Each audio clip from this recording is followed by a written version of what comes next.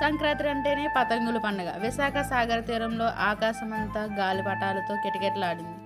మార్వాడి మంచ్ సంఘ్ ఆధ్వర్యంలో బీచ్ రోడ్లోని Vishwapriya function hall ఎదురుగా మార్వాడీస్తో పాటు విశాఖ నగరవాసులు కూడా చిన్న పెద్ద అంతా పాల్గొని పతంగుల పండుగను సరికొత్తగా జరుపుకున్నారు.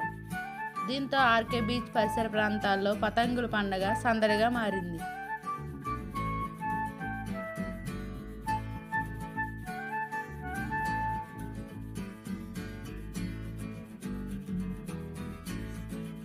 నరేష్ అగర్వాల్ మారుడి ఉమెన్స్ తరఫు నుంచి చేస్తున్నామండి ఫెస్టివల్.